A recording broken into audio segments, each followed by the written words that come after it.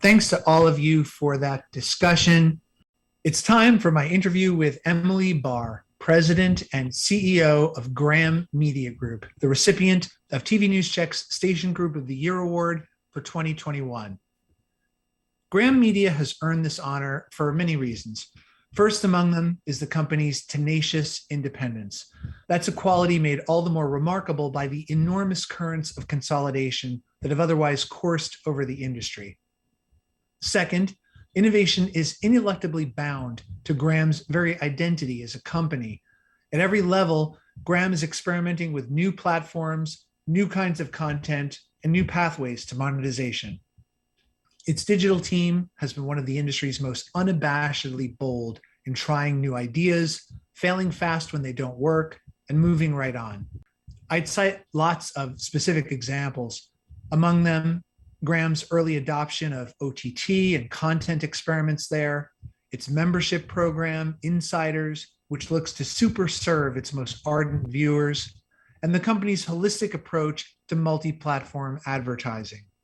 All of it is designed to ensure Graham will survive and flourish in a rapidly changing media ecosystem.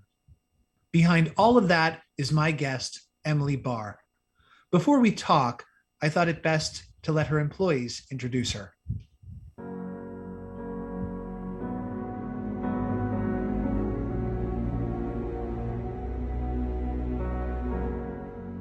I think Emily Barr is humanity and humility rolled into one. She is an incredibly strong and smart and innovative leader, but I think at her core, I shouldn't say but at her core, I should say and at her core, she cares about each one of us individually. And I don't know what our Graham Media total staff is, but I pretty much can guarantee you she probably knows everybody by name and knows a nugget about each individual at each of her stations. I just love this company. And talking about Emily Barr, she came out of my world. She started in creative services and local programming. And I think from the top down, there's a great celebration of great creative work. So there's really a great corporate culture of celebrating that great creative and really giving us that freedom to be able to do great work. For me, Emily is what sold me on coming to the company. What I saw her doing when I was looking at this job was incredible. I've seen her leadership excel. When I try to sell people on coming to WSLS, I always tell them, Emily's going to come and meet you face to face in person. I've worked for a lot of companies where I've never met the CEO. I've never met the people at the top. But Emily makes it a point to come and learn your name and learn about you and sit down with you when she makes these station visits. Emily has an incredible ability to inspire and motivate you when you work for her by setting a course for the direction that she believes we need to go. And allowing you the ability in my role, to do the things that work in your local market that you believe with boots on the ground in your local market to be successful. She empowers us all to be the leaders we need to be in the markets we serve. Anybody who's worked with Emily Barr tells you that she has an absolutely amazing touch with people, that people love working for her, that she has a very good touch at selecting managers. And while she came up, I guess you'd say largely through the programming side, she also has a keen sense of news. Emily is a champion of the industry. And I think that, she's always looking for ways to empower us at Social News Desk to help the industry. She is a brilliantly smart leader. And in addition to that, she's also incredibly humble and just human. She believes and understands in being kind and taking care of the people that work for her. And because of that, I think we continue to do better work in her honor. Before I joined this company, I had a company crush on Graham Media, largely because of the leadership of Emily Barr and Catherine Badalamenti. And it was genuinely because of the way they lead this company with innovation and the amount of things that they try and succeed, and just the culture of innovation that exists here was so attractive to me. I feel so fortunate to work for her because, you know, we are not only we are allowed, we are encouraged to do the things that we believe are right for the markets we serve. She's always looking for not just ways to grow the best broadcast company that she can grow, but really how do we empower the entire industry to continue to get stronger and better. And now that I have gotten into this organization, Emily has far exceeded what I expected from a CEO. The fact that the organization is, over 1,000 people, and from my perspective, she knows all of them.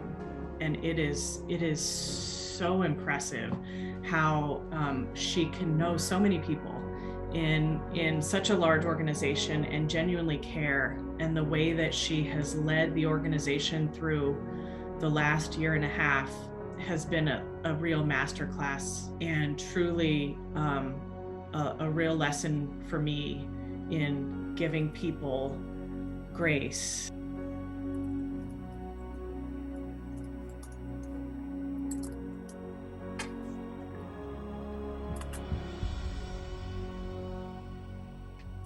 And welcome to Emily Barr. Hello, Emily. Thank you. Hi, Michael. How are you? I'm well, thank you. I never heard the term company crush until I talked to Stephanie Slagle for the article. So, Well, Emily, you are loved. It seems very much by your people. What's your philosophy of leadership and management? What are you doing differently? I don't know that I'm doing anything particularly differently. I always try to listen first, lead with humility.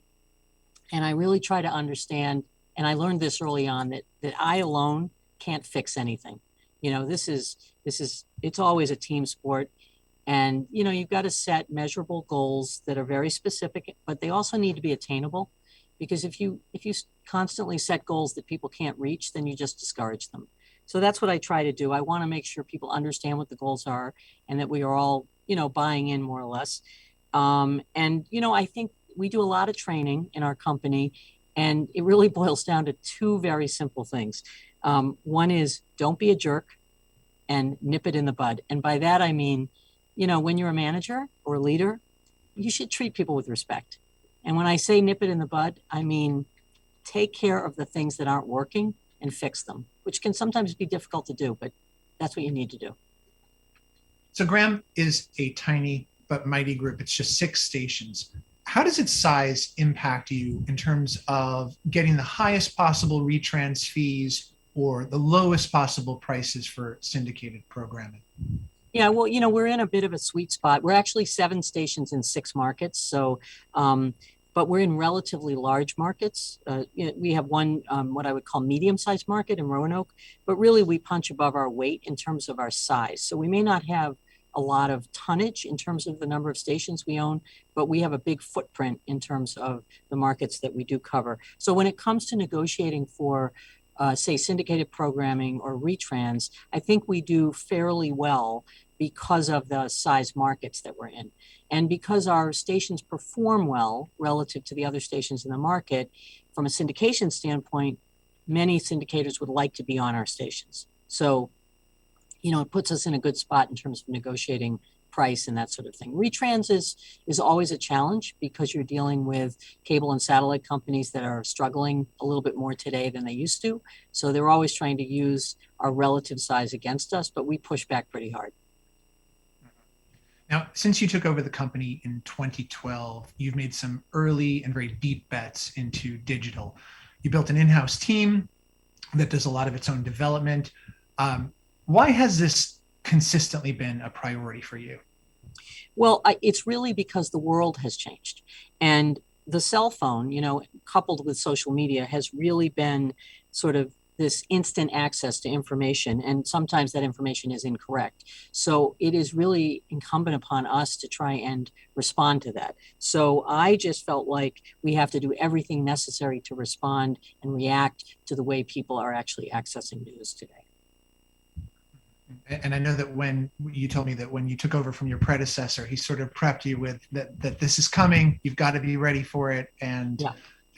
But this is something that's well, it's not really coming, is it? It's here now. Yeah, no, and I mean, Alan Frank was just brilliant at what he did, and he built up a wonderful company. It wasn't like I walked into issues. I had a really great foundation to build off of, thanks to Alan. But I think that, as happens with every generation of leaders, there are new challenges, that can baffle you if you haven't yet dealt with them. And I think, all of us get to a point in our lives, whether it's because of age or just experience, where the newest thing can become sort of baffling. And so for me, as somewhat a child of technology and of the cell phone and that sort of thing, it seemed natural to me that we had to find a way to communicate using that smaller device. So that was the reason I wanted to focus on that so heavily. So we have all these dynamics happening now. TV viewership is disaggregating. Ad revenue has flattened or is even down in non-political years. And you've said in the past that retrans has done a good job of masking that. So what is the response that a broadcaster needs to be taking now in the face of all of these dynamics? Well, I think it's incumbent upon us to diversify our revenue streams in every way we possibly can, because we can't be solely reliant on, the TV spot revenue or even the retrans revenue. We have to consider not only where people are watching us and how they're accessing us, but how we can monetize that. So whether it's, it's OTT or it's digital or it's a newsletter or some kind of an insider, grab that we're going for, I think those things become really important, because what might feel like pennies today, tomorrow can turn into quarters and then dollars and so forth. And I think we all felt that way years ago about digital. I remember when digital started and everybody kind of gave it away. And we don't want to be giving it away. We want to provide something of value and get advertisers to join us on that journey. Is it still pennies today? I mean, you're about 15% or so of your annual revenue comes from digital now. So, I mean, have you watched that improve markedly? Oh, yeah, absolutely. Absolutely. I mean, 9 years ago, I don't remember the exact numbers, but it was definitely low single digits. And I think, there's only let me put it this way, the percentage of growth on the digital side is much, much higher as a percentage than it would be on the TV side, which of course has kind of languished a little bit if you put political to the side. So I think there is a lot of upside potential in that digital and OTT space that we have yet to monetize. We have a story up today. It's the last in our triptych of profiles of Graham about the Insiders membership program, which you mentioned just a moment ago. This is a program aimed at taking your most ardent viewers further down the funnel. You have them register on your sites where you enable commenting and you actively moderate those discussions. And eventually they share more and more of their first party data. There's a lot of personal interaction that's happening near the bottom of that funnel, even with the newsletters and their calls and emails with individual viewers, not to mention exclusive events and content that you offer to those viewers. What is the end game for that program? We've spent about 70 years building up a brand and an identity on television, and we need to extend that brand and that goodwill to these other platforms. So one of the ways you can do that with newsletters is you can reach out to the people who are most likely to connect with you, who feel they can rely on you, not only in moments of crisis, but just, they trust you. They trust what you're telling them. And, COVID, I think, is the best example of it. It happened. It came on us like a freight train. We started newsletters, particularly in Detroit, dealing with COVID. And suddenly here we are helping people get vaccinated, literally one by one, because they're reaching out to us because they trust us and they need to know where they can go safely to get taken care of. And I have to say, if you do that kind of thing across many different, issues, you will build a loyal subscriber, if you will, and you can bring them along on your journey, and hopefully they never leave you for that reason, for the same reason any of us connect with any kind of a brand. But we have to make sure we treat them with respect and we provide them something of value. So that's the reason we started this. It is a very labor intensive process of interacting with the audience, though. I mean, when you're getting down to writing them emails or long exchanges that go back and forth, not that that doesn't happen at other groups, but it seems like you're doing this kind of at scale. How sustainable is that? How do you manage that? I think it's like anything else. At first it can feel daunting, and then you just get into a rhythm and you say, this is what we're going to be doing. Obviously, some of the responses you can group into categories. So you're not writing necessarily a totally personalized, individual letter to everybody. But, if I think back to when email first started to really come into TV stations, I can remember sitting, as a general manager in a television station, answering emails every single day, because I just felt like it was necessary. If people are going to take the time to write, somebody needed to write them back. And we all took it on for various departments, and it became very manageable. Part of this seems to be the reframing of the TV station and its place in the community more broadly. You have proliferating choices, as I mentioned earlier, disaggregating audiences. And so do you think it's going to be necessary for anybody who wants to survive in this ecosystem the next years ahead to have to recultivate those relationships and work harder? I think if you don't recultivate those relationships, then you just become one of, I suppose, many places that someone can go, but they don't necessarily feel an obligation or a sense of ownership of that relationship. And then if that's the case, then they can take it or leave it. So it's if you think about any brand of anything that one might be connected to, the more I feel connected to a particular clothing brand, or the more, that's a bad example, but any kind of brand that I feel really connected to, then I'm going to want them to treat me somewhat specially, or at least feel like they are.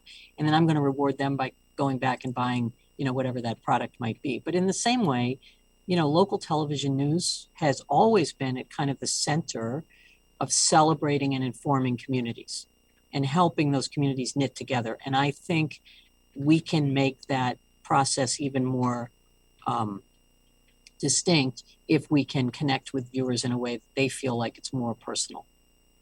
What's interesting about Graham is that with other station groups, a lot of those interactions and transactions happen on social media. And Not that you don't use social, but you have managed to pull people in to your owned and operated digital properties to have those conversations and kind of migrated them off of Facebook, where, as we all know, they can become extremely toxic very, very quickly. So I wonder how have you been able to do that as successfully so far as you have?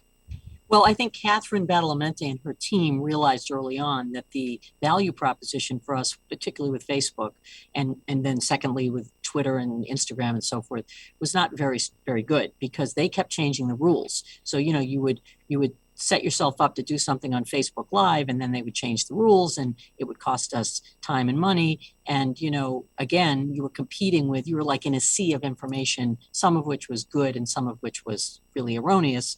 So she said to me a few years ago, we have to get ourselves off of this, this reliance on social media and build our own platforms so that we control, the way we disseminate that information. And I think that was a brilliant decision. So I fully support it. You're also trying to take a different approach to advertising sales at Graham. How would you describe that approach? Well, I don't know that it's that different. We expect our AEs to sell a whole suite of offerings, that cut across everything from TV to digital to OTT to newsletters and all of that. And we expect them to have a pretty comprehensive understanding of all these platforms, because, again, we want them to be able to super serve the advertiser and give them more than even what they expect. And if they do that, then we want to reward them, in a compensation fashion that's commensurate with what they've delivered. So it's not that it's all that different. It's just that there are more, there are more tentacles to it than you might have had when you were just selling television. And I think the key is that we've focused more on the digital and OTT side because we see more growth potential in that area.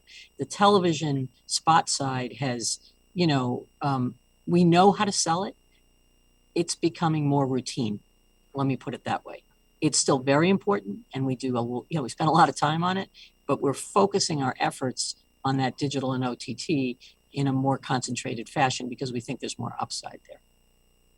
I've heard from many people, not just at your group, that cultural change among AEs is almost the hardest thing to do in terms of transformation. Do you find that to be true? Absolutely. Because I think, at the end of the day, everybody wants to find a path of least resistance. And so if they look at an order and they say, well, there's, making up numbers here, there's $50,000 going on TV and 5,000 going to digital, I'm going to focus on the TV side. But the truth is, a lot of TV advertising is going to move towards automation if it hasn't already. There's going to be more automated buying as years go by, and it's going to feel not as necessary to focus on that, because that will become a process that will require fewer keystrokes and fewer people involved. And so we really have to think about, where else we can reach people. So yes, it's a sea change, and we do a tremendous amount of training. We have, you saw Stephanie Slagle on the video there, and she's the one who said she had the crush. I think we're very lucky to have her on the team, because one of her many jobs is to make sure our salespeople fully understand and are well trained in how to do this. But in a way, it's analogous too to what the people in news and editorial have to do. You're working harder to maintain those. It's just something we all have to now be engaged in. Yeah. I want to get your thoughts on a couple of major issues facing the industry right now, starting with measurement, which was discussed extensively earlier today. Nielsen sailed into some very rough straits and announced a new product on Monday to try to partly get out of those straits. Is that what broadcasters need, or is what NBCU is working on now? Is that the answer here?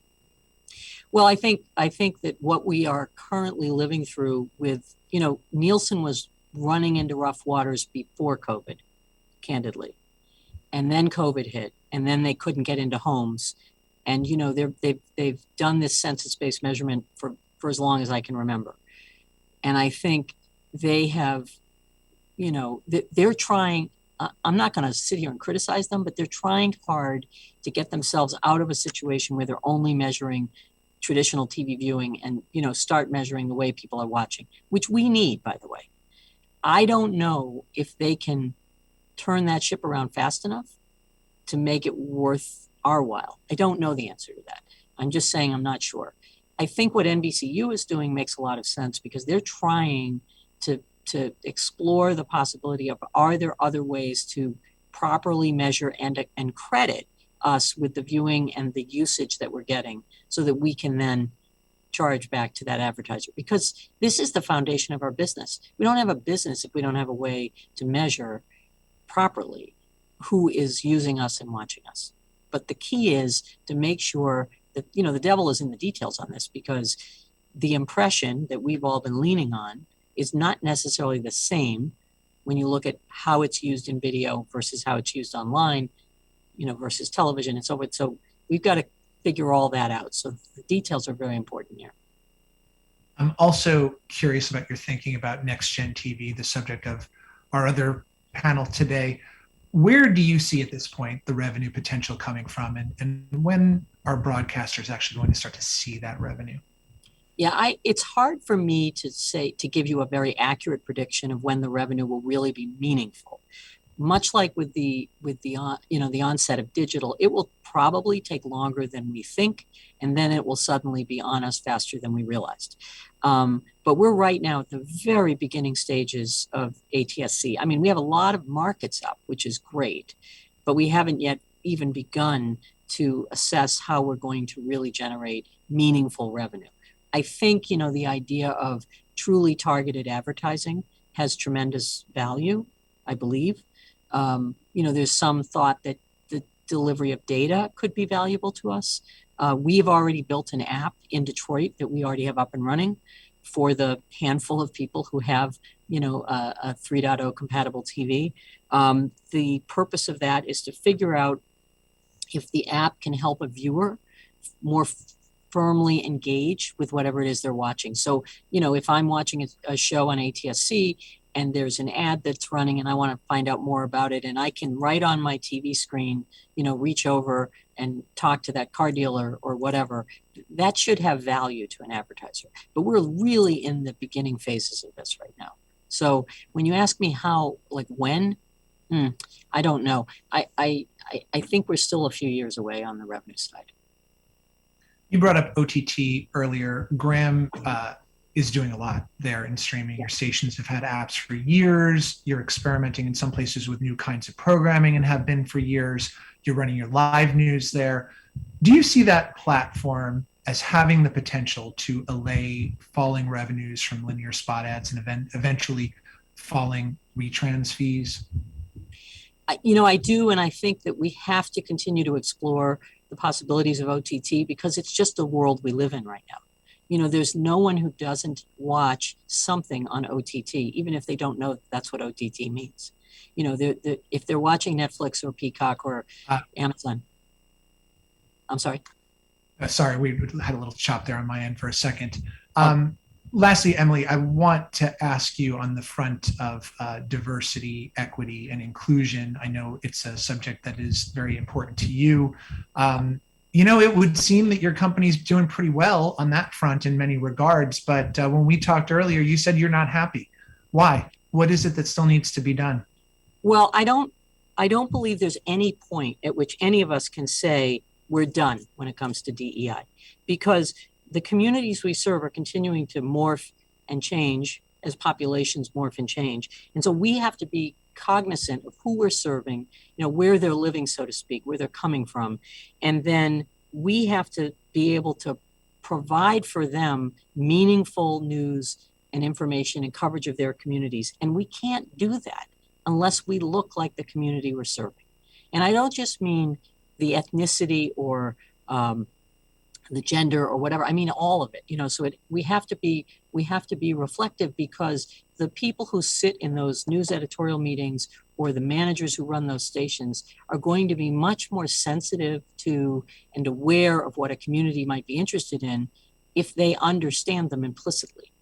And so to that end, I think we're on a rather long but fruitful journey to make sure that we reflect the very diverse communities we serve. And we keep seeing our communities diversify even more. So the Houston of today or the San Antonio of today does look different than it did 30 years ago. And we should therefore reflect that in the people who work for us and in the way we consider who we hire, when we hire them, how we train them, how we listen to them, and how we speak. So I think all of those things are very, very important. And we're doing a lot on that front, but I'm never going to be fully satisfied, because I think there's no end point. You don't just say, well, we're going to hit this percentage and then we're done. We never have to think about it again. That will never be the case. We've started a bunch of employee resource groups. We've had some fantastic learning opportunities for all of our employees. And from the feedback I've seen and the participation I've seen, it's been really wonderful. So I'm thrilled with what we're doing, but I'm not satisfied with what we've accomplished. Okay, well, that is all the time that we have. And so I want to thank Emily Barr, President and CEO of Graham Media Group, TV News Check Station Group of the Year, a very, very well-deserved honor. Congratulations to you and to your remarkable team for doing such interesting and creative, innovative work. Yeah, and Michael, I just want to say on behalf of everyone at Graham Media Group, thank you so much for this honor. It's very meaningful to all of us, and we're all really, really proud of it. So thank you, and thanks for the wonderful articles this week.